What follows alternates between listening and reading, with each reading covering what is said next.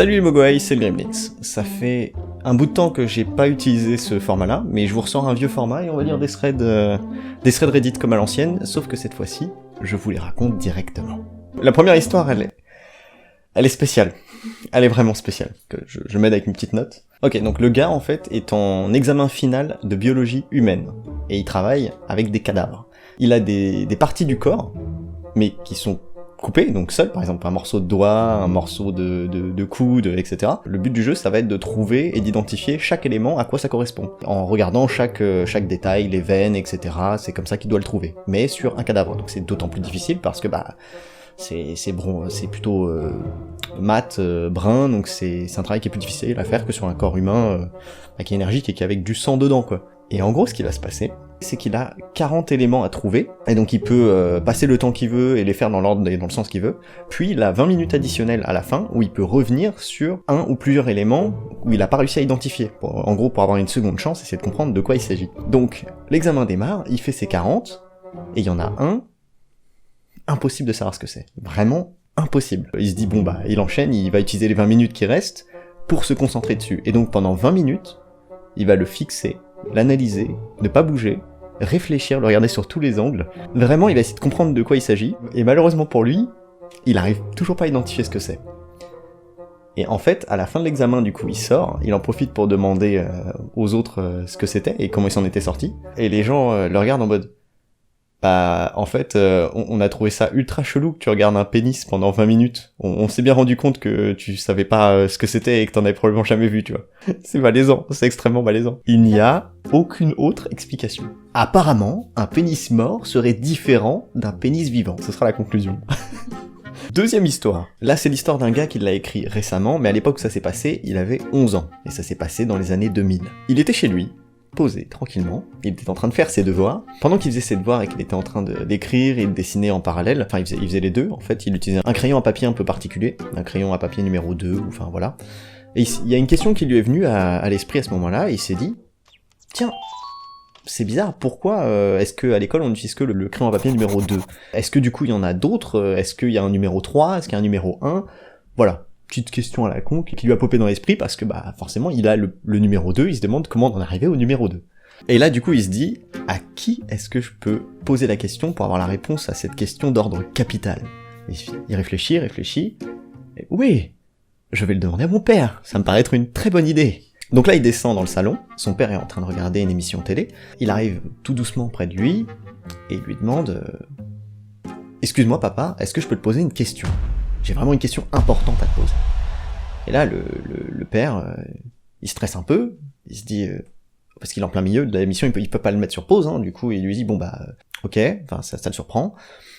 Bah, oui, bien sûr, on peut en parler, on peut parler de ce que tu veux, attends-moi dans la chambre, je termine ça et j'arrive. Il lui dit, bon bah cool. Alors, le gamin tout content, il va dans la chambre du père, il se pose, et puis il commence à regarder la télé en attendant, ou il fait un autre truc. Et là, le père se retourne du coup vers sa femme, et sa femme qui lui demande, mais qu'est-ce qui s'est passé ? Parce qu'elle suivait pas trop, et elle était en train de suivre l'émission aussi en fait. Il dit, bah, je crois qu'il veut me poser la question de comment on fait les bébés.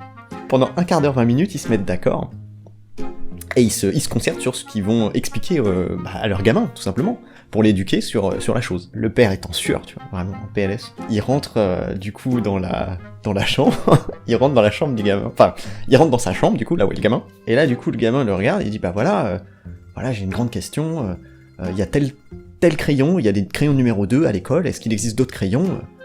Et là, le père bug, il se décompose, et là, en même temps il y a une espèce de soulagement, mais il y avait une espèce de tension un peu électrique, il lui répond à sa question, et alors, le gamin tout content, il se dit bah ça y est, tu vois, genre c'est cool, j'ai eu ma réponse, il va pour se lever, et là le père lui fait non mais, reste là. Attends une minute, moi aussi, il faut que je te parle. One eternity later. Il venait pour une question basique, quelque chose de simple, sans prise de tête, et il s'est retrouvé dans une question malaisante parent-enfant qu'il avait vraiment pas envie de vivre. Alors le thread suivant s'appelle « Aujourd'hui j'ai merdé en invitant la fille de mon nouveau voisin à l'anniversaire de mon fils. » On est dans un petit quartier résidentiel, tout est calme, à la Desperate Housewives, les voisins sont cool, et d'ailleurs, là, actuellement, il y a des nouveaux voisins qui viennent tout juste de s'installer.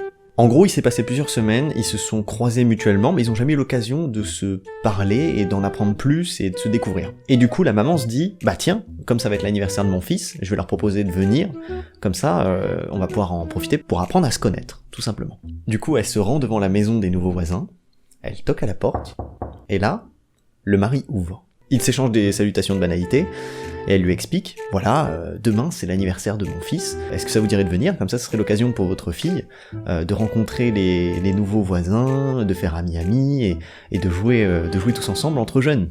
Et là, le mari commence à la regarder un peu bizarre. Il la dévisage et genre, il la trouve vraiment chelou. À ce moment précis, la maman se demande si elle a pas fait une connerie, si elle a pas dit quelque chose de mal. Du coup, elle réfléchit 30 secondes, puis elle ajoute « Il y a aucun souci, vous pouvez venir aussi, comme ça on sera tous ensemble entre parents pendant que les enfants s'amusent. » Et là, au moment où elle finit sa phrase, la fille arrive et elle dit « Ah, bonjour, je vois que vous avez déjà fait connaissance avec mon mari. » Le malaise. C'est malaisant, c'est juste malaisant. Les intentions sont bonnes, hein. Je veux dire, elle voulait juste se rapprocher, mais je pense qu'elle aurait préféré que ça se passe autrement. Et très clairement, je pense aussi que c'est ultra mal parti. 4e thread. Là, on va parler de Kevin. Kevin a un chien, qui est un petit teckel. Et il faut savoir que ce petit teckel, en plus d'être ultra mignon, adore passer du temps avec lui, et donc vient se poser, vient lui faire des câlins, et il a sa chaise. Et c'est une espèce de petite chaise à bascule, mais qui est faisable en 2 places, comme une espèce de canapé 2 places. Et en fait, si tu veux, il y a une espèce de contrepoids, ce qui fait que lui, généralement, il se pose tranquillou, et les deux sont en bascule ensemble. Sauf que un jour, Kevin a décidé de poser son gros boule de chouin d'un coup et relativement vite, ce qui fait que ça a créé une catapulte humaine, enfin une catapulte chienne, littéralement, qui a envoyé valser le teckel sur 300 mètres. Le bon 300 mètres. Une fois arrivé sur le sol, qui s'est pas fait mal, il précise vraiment qu'il ne s'est pas fait mal, mais il précise aussi que le teckel s'est relevé et l'a regardé en mode pourquoi t'as fait ça comme ça cette fois-là? Genre, tu pouvais pas te poser comme d'habitude tranquillou, il a fallu que tu te laisses tomber dans le canapé, tu vois. Et voilà. 5e et dernier thread. On va parler de... je sais pas moi...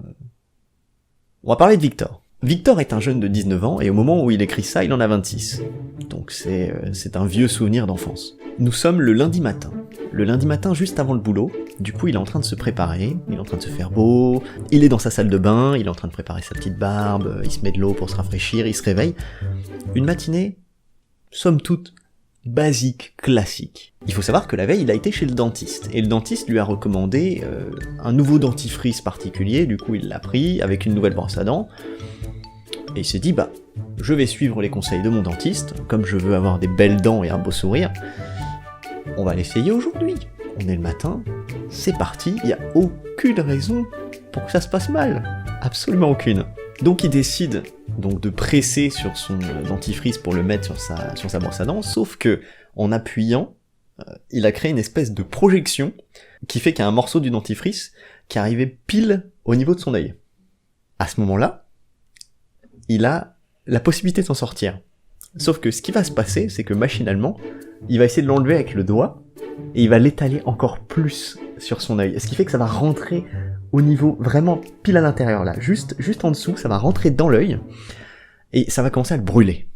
Imagine-toi bien que le dentifrice est bien étalé à l'intérieur de l'œil. Tu vois là, tu souffres? Tu t'imagines ce que ça fait? Voilà. Ça va être de pire en pire. Voulant essayer d'améliorer les choses le plus rapidement possible parce que ça commence à le brûler de plus en plus, il se dit, en étant à moitié aveuglé par le dentifrice qui l'attaque, il essaie de choper le robinet le plus proche.